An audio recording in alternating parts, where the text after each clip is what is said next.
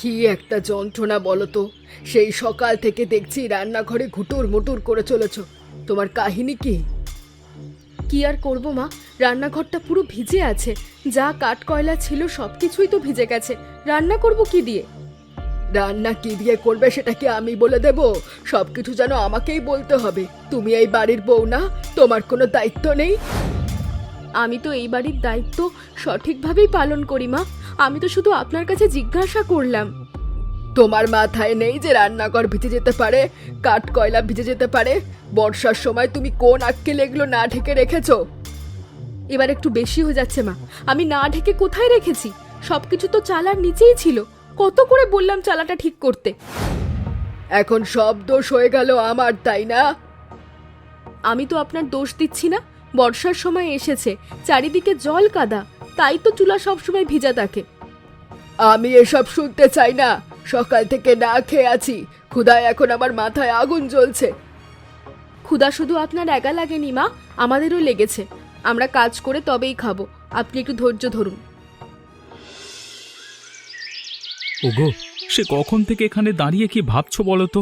আমি ওদিকে তোমাকে ডাকাডাকি করছি আর তুমি এখানে দাঁড়িয়ে আছো। ভাবছি একটা কথা। এখানে তো অনেকগুলো বাঁশ রয়েছে, এই বাঁশ দিয়ে আমরা একটা রান্নাঘর তৈরি করতে পারি না? রান্নাঘর আবার নতুন করে তৈরি করবার কি আছে? রান্নাঘর তো আমাদের একটা আছে, সেটা দিয়েই তো রান্না চলে যায়। তুমি তো রান্না করো না, তাই বোঝো না কি দিয়ে চলে আর কি দিয়ে চলে না। তোমার রান্নাঘরের চুলা কাঠকয়লা সব সময় ভেজা থাকে। তাহলে এই বাঁশ দিয়ে রান্নাঘর তুললে কি চুলা কাঠকয়লা এসব কিছু ভিজবে না? না, ভিজবে না। এবার আমি একটা দারুণ বুদ্ধি বের করেছি। আমি ঠিক করেছি এই বাঁশ দিয়ে 2 তলা রান্নাঘর হবে। তুমি পাগল হয়ে গেছো? বাঁশ দিয়ে আবার 2 তলা রান্নাঘর? গ্রামের লোকজন তোমার এই পাগলামি দেখে না হেসে পারবে না। হাসুক, তাতে আমার কি? মানুষের হাসি দিয়ে তো আমার কোনো কাজ নেই। আমরা না খেয়ে থাকলে তারা তো আর এসে খাবার দিয়ে যাবে না। তোমার সাথে তর্ক করে আমি কিছুতেই পারবো না। তুমি যখন সিদ্ধান্ত নিয়েছো, তাহলে তুমি তোমার সিদ্ধান্ত মতোই কাজ করো। তোমাকে এসবের মধ্যে আসতে হবে না। তবে মায়ের থেকে সাবধান। মাকে তুমি আগেই বলো যে এগুলো তুমি কাজে লাগাবে, না হলে কিন্তু মা রাজি হবে না। আমিও সেটাই ভাবছি। মায়ের সাথে আমি এই বিষয়ে কথা বলে নেব। তুমি কোনো চিন্তা করো না। চলো এবার বাড়িতে যাই। কি গো, ওভাবে দাঁড়িয়ে আছো কেন? কিছু বলবে? হ্যাঁ মা, আপনার সঙ্গে একটু গুরুত্বপূর্ণ কথা ছিল, তাই এইভাবে দাঁড়িয়ে আছি। আপনি খাবারটা খেয়ে নিন, তারপর বলবো। ততক্ষণ তুমি এখানে এভাবে দাঁড়িয়ে থাকবে? আগে তুমি বলো কি বলতে চাও, তারপর আমি খাবার খেয়ে নেব। ঠিক আছে মা, আমি আপনাকে বলছি। আমাদের বাড়ির পেছনের যে বাঁশঝাড় রয়েছে না, সেই বাঁশঝাড়ের বাঁশগুলো আমি কিছু কাজে লাগাতে চাই। বাঁশ আবার কি কাজে লাগাবে শুনি? কিন্তু কিসের জন্য? কোন কাজ? আমি ভেবেছি আমাদের এই বর্ষায় রান্নাঘরে প্রচণ্ড অসুবিধে হয়ে যায়, তাই ওই বাঁশ দিয়ে 2 তলা রান্নাঘর বানাই, তাহলে বেশ ভালো হবে। তোমার কি মাথাটা খারাপ হয়ে গেছে? আমি জীবনে শুনিনি যে বাঁশ দিয়ে রান্নাঘর বানানো যায়। আগে শোনেননি, কিন্তু এখন দেখবেন। আশা করি এই 2 তলা রান্নাঘরে আমাদের তেমন একটা ক্ষতি হবে না, বরং লাভই হবে। লাভ ক্ষতি তুমি কি বোঝো? আমি এই বাঁশগুলো বিক্রি করব। বিক্রি করলে অন্তত আমাদের 1 সপ্তাহ সংসার তো চলে যাবে। কিন্তু 1 সপ্তাহ যদি আপনি চুলায় রান্নাই না করতে পারেন, তাহলে কিভাবে চলবে? সেসব নিয়ে তোমাকে ভাবতে হবে না।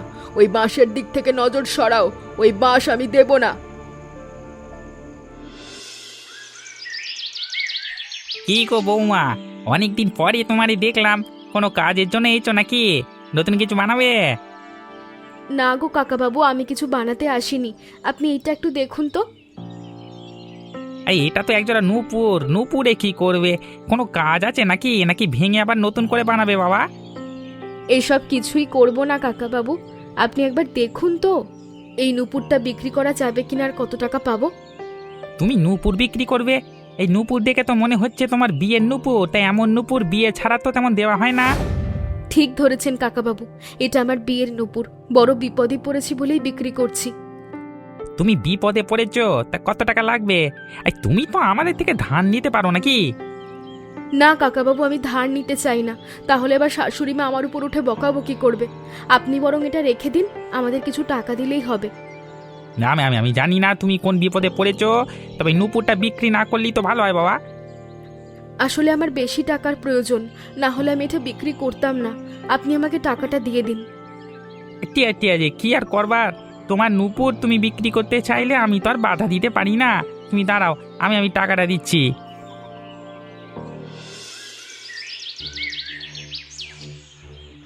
আরে ও দিদি, কি পাগলামি করছো তুমি? এত উঁচু উঁচু বাঁশ দিয়ে কি বানাচ্ছ? মাচা তৈরি করছো নাকি? না গো দিদি, মাচা তৈরি করব কেন? এই বর্ষায় সবাই তো একটা করে মাচা তৈরি করছে, যেন বিপদের সময় আশ্রয় নেওয়া যায়।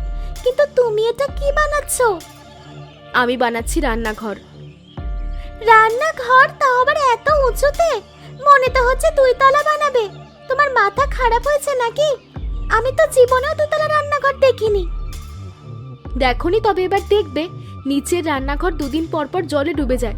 রান্না করতে খুব কষ্ট হয়। তাহলে তো তুমি উঁচু একটা রান্নাঘর তৈরি করতে পারতে। 2 তলা বানানোর কি দরকার ছিল? তাহলে কি এখন আমি উঁচুতে রান্নাঘর তৈরি করছি না? 2 তলা বানাচ্ছি, তার একটা কারণ আছে। কাঠ কয়লাগুলো তো ভিজে যায়, সেগুলো তো রাখার একটা ব্যবস্থা করতে হবে। বানাও বানাও, তবে সত্যি বলতে কি তোমার এমন পাগলামি দেখে আমি না হেসে থাকতে পারলাম না। হাসো হাসো, যখন দেখবে আমি আরামে উঁচুতে বসে রান্না করছি, তখন ভালোই টের পাবে। আরে ও গোপাল, এভাবে দাঁড়িয়ে কি করছিস? তাড়াতাড়ি হাত চালা, কাজ শেষ করতে হবে তো। ওদিকে তো মেঘ করেছে। করছি দাদা, আসলে এসব কাজের অভ্যাস নেই তো, তাই একটু দেরি হয়ে যাচ্ছে। আর কতকাল ঘুরে ঘুরে খাবি? এবার একটু কাজ বাজের অভ্যেস কর। কি গো, কি হয়েছে তোমার? তুমি এই ছোট বাচ্চাটার পেছনে লেগে আছো কেন? সব সময় ওর পেছনে লাগা, তাই না? একদম আমার ভাইয়ের পেছনে লাগবে না তুমি। ও আরো যতদিন ইচ্ছে ততদিন ঘুরে ঘুরে খাবে। এখন তো ঘুরে খাওয়ারই সময়। তোমার কাছে গোপালকে ছোট বাচ্চা মনে হলো? আরে বাবা, বড় হয়ে গেছে ও। এখন ওর কাজ বাজ করা দরকার, সংসারে দায়িত্ব নেওয়া দরকার। আমি যতদিন আছি ততদিন তোমার চিন্তা করার কোনো প্রয়োজন নেই। তুমি নিজের মন মতো ঘুরে বেড়াও আর খাও। আরও লাই দিয়ে মাথায় তুলে দাও। কয়েকদিন পর বিয়ে করবে, তারপর ওর সংসারের দায়িত্ব আমি নেব নাকি? নিলে নেবে, এই যে আমাকে কত কাজে সাহায্য করছে, এটাই বা কম কিসে? নাও নাও, হাত চালাই দুজনেই। করছি, তোমাকে সাহায্য করতে করতে আমার হাত ব্যথা হয়ে গেল। আমি দেখি তোমার এই রান্নাঘর কতটুকু সফল হয়। হ্যাঁ, এই যা, আবার অবেলায় ঝকঝক করে বৃষ্টি নেমে গেল। এই বর্ষাকাল তো আর ভালো লাগে না। কেন মা, বর্ষাকাল তো ভালোই লাগে। চারিদিকে কেমন বৃষ্টি পড়ে বলুন তো, ঠান্ডা ঠান্ডা আবহাওয়া। তো রান্না বান্না সব বন্ধ করে ঘরে যেতে হবে, আর খালি পেটে বসে থাকতে হবে। আপনি হয়তো ভুলে যাচ্ছেন মা, আমরা 2 তলায় বসে আছি, আর আমার এটা নতুন রান্নাঘর। তাতে কি হয়েছে? এখানেও দেখবে ভালোই বৃষ্টি আসবে। 2 তলায় রান্নাঘর জীবনে টেকে নাকি? একটু দমকা হাওয়া হলেই তো ভেঙে পড়বে। না মা, এতটাও সহজ নয়। এই যে দেখুন, বাইরে এত ঝড় বৃষ্টি হচ্ছে, কিন্তু আমার রান্নাঘর দুলছেই না। সেটা অবশ্য ঠিক, ভালোভাবেই তো রান্না করা যাচ্ছে। এদিক ওদিক ঝড়ের ঝাপটাও আসছে না। সেই জন্যই তো বলেছি মা, আমার ওপর একটু ভরসা রাখুন। আপনি তো আমার ওপর ভরসা রাখলেন না, বাঁশগুলোও দিলেন না। এত খুশি হয়ে লাভ নেই। আমি দেখি তোমারই রান্নাঘর কতদিন টেকে। আমি আমার বাঁশগুলো দিয়ে আমার লোকসান করতাম নাকি? আপনি এখনো হার মানতে চাইছেন না, তাই তো? ঠিক আছে, আপনাকে আমি কথা দিলাম, আমার এই রান্নাঘর পুরো বর্ষায় চলবে। ঠিক আছে, আমিও দেখি। আর যদি তুমি হেরে যাও, তাহলে আমি তোমাকে যা বলবো সব তোমাকে শুনতে হবে। নিজে আর কোনো চালাকি করতে পারবে না। আমি আপনার শর্তে রাজি।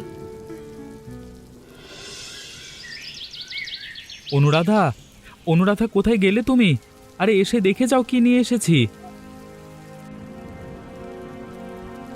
আরে দেখো, তোমার জন্য আমি বড় একটা ইলিশ মাছ নিয়ে এসেছি। চোখের মাথা খেয়েছো নাকি? আমি তো সামনেই বসে আছি, এত হাঁক ডাকের কি আছে? কি এনেছো তুমি? আরে বাবা, শোনো তো আমার কথা। আমি যখন এই রান্নাঘরটা তুলছিলাম, তখন মনে মনে ভেবেছিলাম প্রথম দিন এখানে ইলিশ মাছ রান্না হবে। ও বাবারে বাবা, এত বড় মাছ তুমি কোত্থেকে নিয়ে এলে? টাকা পেয়েছো কোথায়, সত্যি করে বলো তো? তোমার কাছে তো এত টাকা থাকার কথা নয়। আমি 2 দিন বেশি কাজ করেছিলাম, সেখানেই একটু বেশি টাকা পেয়েছিলাম। সেই টাকা দিয়ে আমি এই ইলিশ মাছটা এনেছি।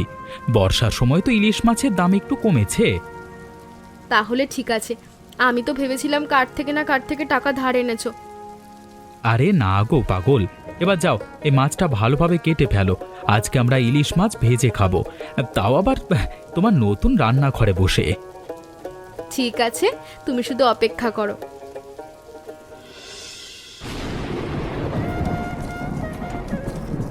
বৌদি গো বৌদি, যখনই তুমি এই সর্ষের তেলের মধ্যে মাছটা ছেড়ে দিলে তখনই কেমন একটা দারুণ সুগন্ধি বেরিয়েছে, টের পাচ্ছ তুমি? কি যে বলো না তুমি, আমি নিজে এখানে মাছ ভাজার কাজ করছি আর আমি গন্ধ পাবো না? এটা কখনো হয়? তবে অনেক দিন পর এই বর্ষায় কিন্তু ইলিশ মাছ ভাজা খাচ্ছি, ভালোই লাগলো বলো বৌমা। আমার ছেলেটা কষ্ট করে মাছ এনেছে। হ্যাঁ মা, তবে আমার এই রান্নাঘরের কিন্তু তারিফ করতে হয়। এই রান্নাঘরটা না থাকলে এই ঝিরিঝিরি বৃষ্টিতে আপনারা নিচের রান্নাঘরে মাছ ভাজার আনন্দটাই পেতেন না। এ তুমি ঠিকই বলেছ, এখানে তোমার প্রশংসা করতে হয়। আজকে আর তোমার প্রশংসা না করে ছাড়ছি না। আমি যখন আরো বড় হব তখন আমিও এমন বড় বড় ইলিশ মাছ নিয়ে আসবো। কিভাবে আনবি রে মুখ পোড়া? পড়ালেখাও করিস না, কাজবাজও কিছু করিস না, বড় হয়ে ভিক্ষা করবি নাকি? করলাম, ভিক্ষা করে হলেও যদি প্রতিদিন ইলিশ মাছ খাওয়া যায় তাহলে ভিক্ষা করাই ভালো। লোকে তোকে দেখে দুটো পয়সাও দেবে না, আবার ইলিশ মাছ কেনার স্বপ্ন দেখে। কিভাবে যে কি করব তোকে নিয়ে কে জানে। আপনারা আর যুক্তিতর্ক করবেন না, মাছ ভাজা প্রায় হয়ে গেছে, একটু পরেই সবাইকে খাবার দেওয়া হবে। বাবারে বাবা, আজকে তো তোমাদের বাড়িতে রাজকীয় আয়োজন চলছে। গন্ধে চারিদিক কেমন ভরে গেছে, নিশ্চয়ই ইলিশ রান্না হচ্ছে। ইলিশ মাছ ভাজছি গো, আজকে সবাই মিলে ইলিশ মাছ ভাজা দিয়েই খাবো। তুমিও এসো বৌদি, খাবে? সেই কপাল কি আর আমার আছে? নিজেরা ইলিশ মাছ আনতে পারি না, অন্যরা আনলে তাদের থেকে খাওয়া যায় নাকি? অন্যরা কোথায় হলো? তোমরা আর আমরা কি আলাদা নাকি? প্রতিবেশী সুখে দুঃখে পাশে থাকতে হয়, তাই আমাদের সুখের সময় তুমি দূরে কেন থাকবে? ওসব তো কথার কথা। তুমি কিন্তু আমাকে ভালোভাবেই চেনো বৌদি, আমি কিন্তু কথার ধার ধারি না। আমি যখন বলেছি তুমি আমাদের সাথে খাবে তো খাবে, সমস্যা কোথায়? দেখি যদি খাওয়া যায় তাহলে খাবো, তোমাদের আবার কোনো সমস্যা হবে না তো? না গো, আমাদের সমস্যা কেন হবে? ইলিশ মাছ ভালোই বড় চকচকে রূপলি ইলিশ, একদম কড়া করে ভাজছি। ঠিক আছে, তাহলে একটু অপেক্ষা করি। তাহলে তুমি একটু বসো, আমার নিচে একটু কাজ আছে, সেগুলো সেরে তারপর ওপরে আসবো। ঠিক আছে, তুমি নিশ্চিন্তে নিচে যাও, আমি এখানেই আছি। আর হ্যাঁ বৌদি, ওই যে ঢাকা দেওয়া ভাজাগুলো আছে ওগুলো একটু দেখো, আসলে এদিকে একটু বেশি বেড়াল ঘোরাঘুরি করে তো তাই। আরে তুমি চিন্তা করো না, এই দোতলার উপরে কোনো বেড়াল আসবে না, তাছাড়া আমি তো আছি পাহারার জন্য। আমি তো রাধিকা বৌদিকে বসিয়ে রেখে গেলাম, মনে হয় চলে গেছে। যাক, ভালোই হয়েছে, এখন খেতে বসলে নিশ্চয়ই 2 টুকরো মাছ চলে যেত। এভাবে কেন বলছেন মা? একজন যদি 2 টুকরো মাছ খায় তাহলে তো ক্ষতি নেই। তুমি ক্ষতির কোনো কিছুই কোনো সময় বুঝবে না। তুমি দাও, তাড়াতাড়ি আমাদের খাবার দাও। এই মাছ ভাজাগুলো গেল কোথায়? আমি তো এখানেই রেখেছিলাম, একটু আগেই তো রেখে নিচে গেলাম। কি হলো কি, এভাবে ফুসফুস করছো কেন? কি হয়েছে? তাড়াতাড়ি খাবার দাও। আসলে মা, এখানেই তো আমি একটু আগে মাছ ভাজাগুলো রেখে গেলাম, এখন তো আর দেখতে পাচ্ছি না। দেখতে পাচ্ছ না মানে? মগের মুল্লুক নাকি? আমার ছেলে এত দাম দিয়ে ইলিশ মাছ এনেছে, সেগুলো কোথায়? হ্যাঁ, আমি তো কিছু বুঝতে পারছি না। আমি এখানেই সব মাছ ভাজাগুলো রেখে গিয়েছিলাম, উপরে রাধিকা বৌদি ছিল। নিচে সব মাছ ভাজাগুলো খেয়ে এখন অন্যের দোষারোপ করা হচ্ছে।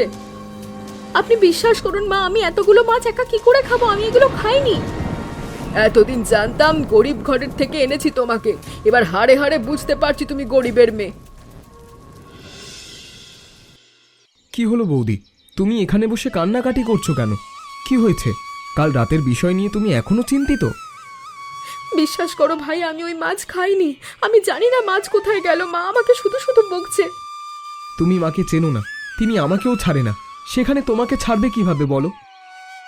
কিন্তু তুমি তো জানো আমি কেমন। আমি এই মাছগুলো কেন একা খাবো?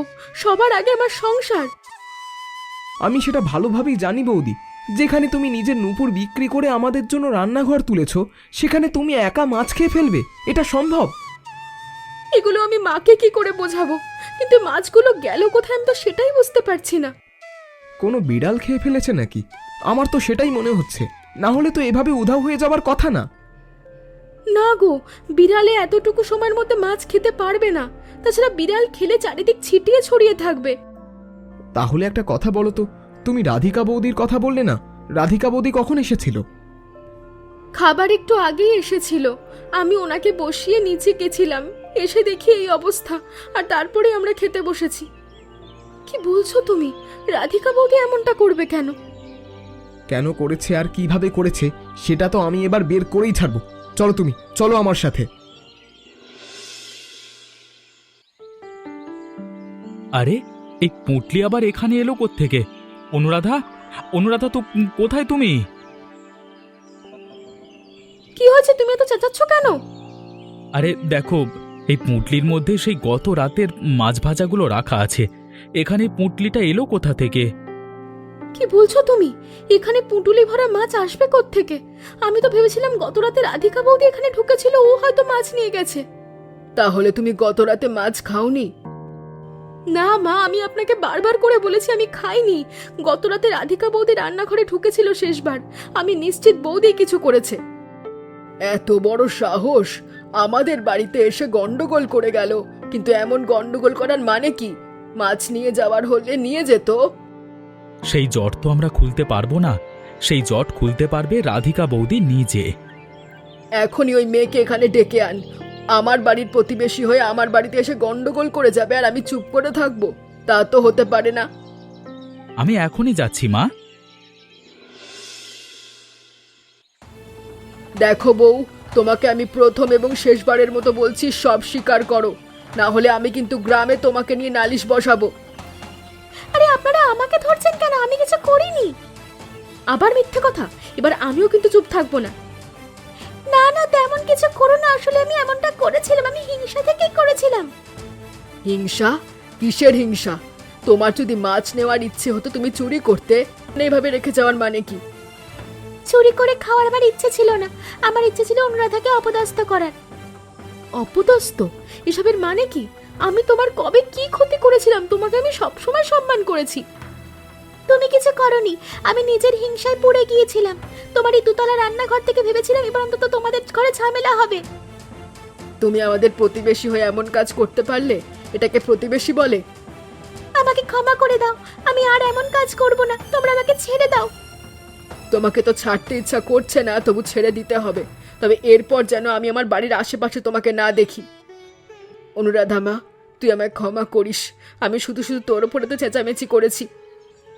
না মা, তেমন কিছু নয়, এসব তো স্বাভাবিক, সব সংসারই হয়। তোর মতো বউ যেন সবাই পায়। আর তোর এই দুতলা রান্নাঘরের তো কোনো জবাব নেই। এই দুতলা রান্নাঘরের জন্যই আমরা এই পুরো বর্ষায় ঠিকভাবে খেতে পেরেছি। চলো চলো, সবাই এই মাছ ভাজাগুলো এখন খেতে হবে, তাড়াতাড়ি চলো সবাই। এমন মজার মজার গল্প দেখতে আমাদের চ্যানেলকে সাবস্ক্রাইব করতে ভুলবেন না।